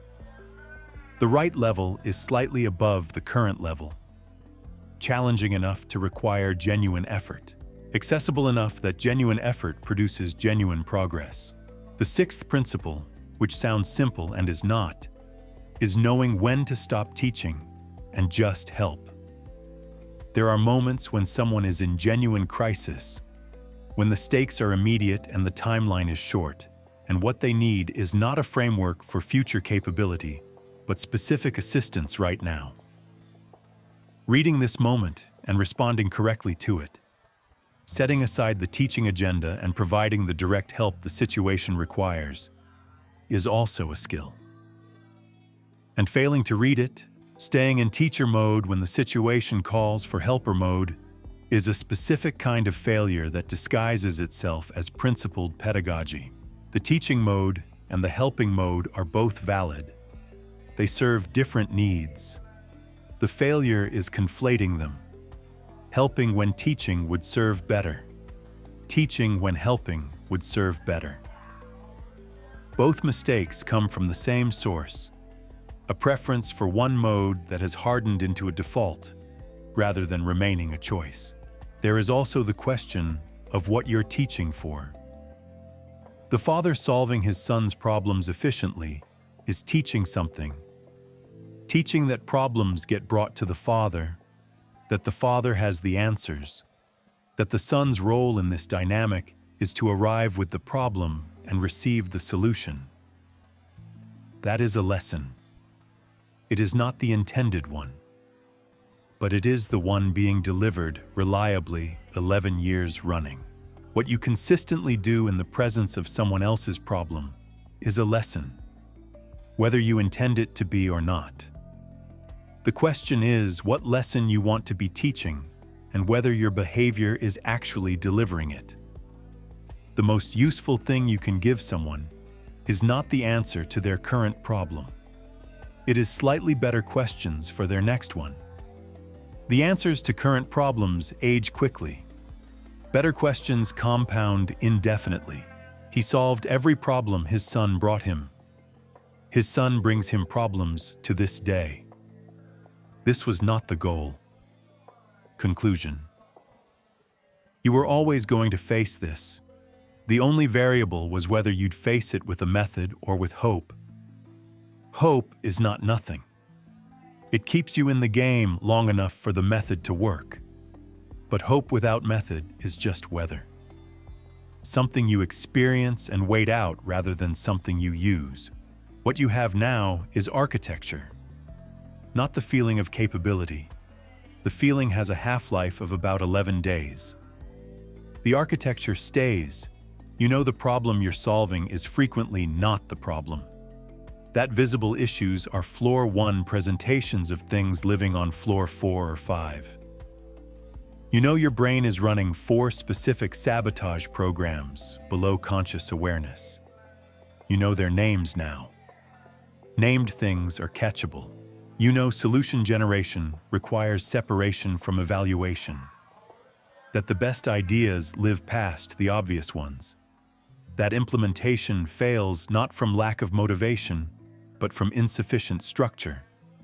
That the person who makes the plan and the person who executes it on a tired Tuesday are not the same person, and only one of them was consulted during planning. You know problems cluster and share root causes. That solving them in the wrong order is expensive. That prevention produces nothing visible, which is precisely the product. What you do with this is the only remaining question. There is a version of you that finds this interesting and returns to previous patterns within 2 weeks. This is the most common version. Not failure, default. Defaults are not destiny, but they are strong. The counter-pressure is application. Not perfect application. Not comprehensive application across every area of your life simultaneously. Application to one thing. The problem in front of you right now, or the one you've been carrying longest, or the one whose resolution would create the most cascading effects across everything else. Start there. Use the framework imperfectly. Imperfect application of a good framework produces better outcomes than perfect paralysis, which has always been procrastination with better posture. The problems ahead are not punishments. They are the texture of a life being lived at the edge of your current capability, which is the only place growth happens, and also, inevitably, the only place difficulty lives. You do not get one without the other. The difficulty is the mechanism. What changes is the relationship, not the absence of problems. The shift from problems as things happening to you toward problems as information about what the next version of you needs to develop. That shift is not a feeling you sustain permanently. It is a posture you return to after the emotion has had its say and the dust has settled and you are ready to look at what's actually there. You will revert. You will solve the wrong problem brilliantly several more times. You will also get faster. Faster at recognizing which floor you're on. Faster at catching yourself. Faster at building the architecture that turns decisions into actual change. That speed compounds. The problems don't get smaller. You get larger. The framework is complete. The next problem is already waiting. It has been waiting, if you're honest, for a while.